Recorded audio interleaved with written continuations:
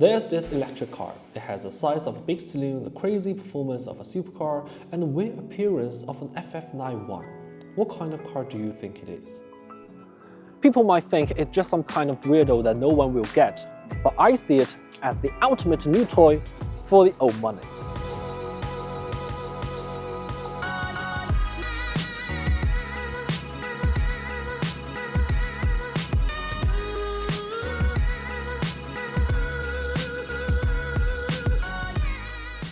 This is a Lotus Emeya, an electric beast with over 5 meters length, over 900 horsepower, and a really unique design. Lotus even invented a new category for this intriguing combination. They call it a Hyper GT. In my previous video, I showed you guys how electric flagship could be like in the future, demonstrated by Neo ET9.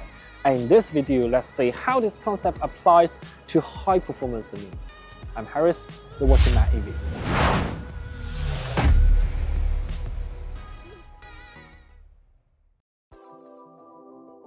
When we talked about electric sports cars, the first thing that comes to mind are usually the Porsche Taycan or the Tesla Model S.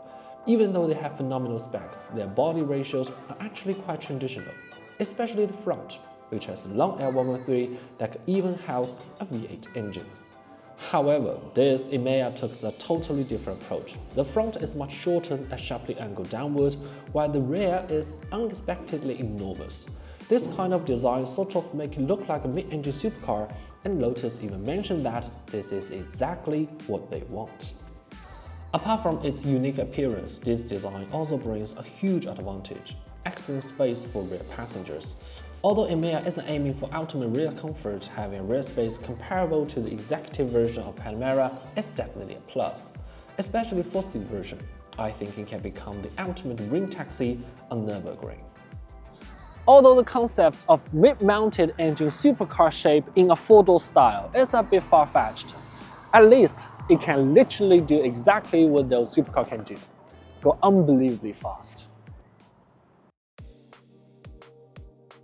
Where we test drove the Emeya was in Sanya, on the beautiful Hainan Island. There are coastal highways like in Nice and winding mountain roads like in Monte Carlo. And for driving a Lotus, I naturally prefer to start with Eletre.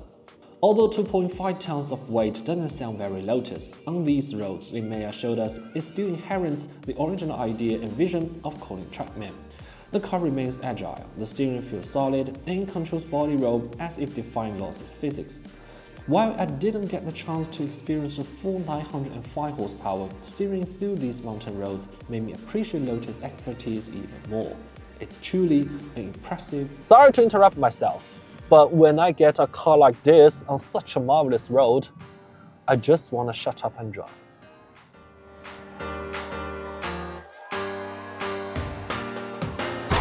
Of course, I didn't shut up for good, because there are still more aspects of this car waiting to be explored. As Lotus' specialty, the handling is naturally inspection-free. What we need to feel more is the daily riding comfort of this car.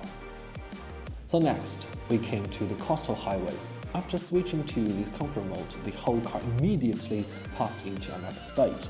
It felt like the nerves and muscles that were still tensed in the mountain roads just suddenly relaxed, because the throttle, steering, and body movements had all become more gentle.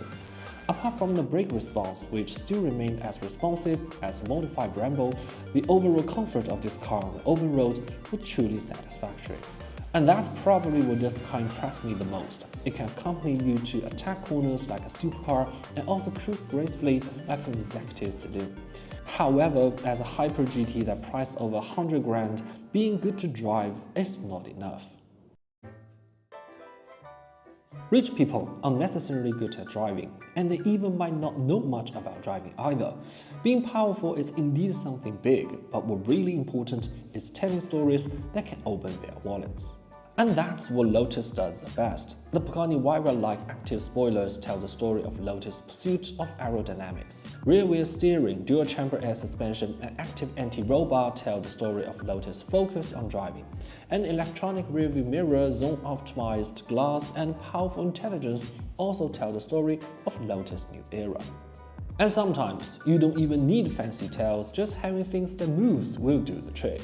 Like active intakes, electric doors, and foldable lidars, which are just like pop-up headlights. Actually, these LiDARs are even wasted most of the time, because LiDARs should be working all the time to collect data. How can they scan the road surface folded like that?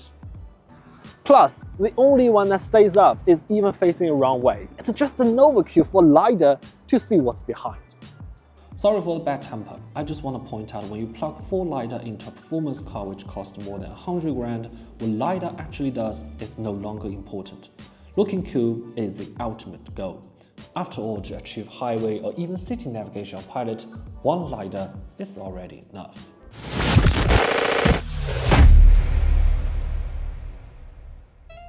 Supercar handling with executive comfort, awesome exterior design with excellent rear experience, persistence in traditional performance with expansion of the top technology.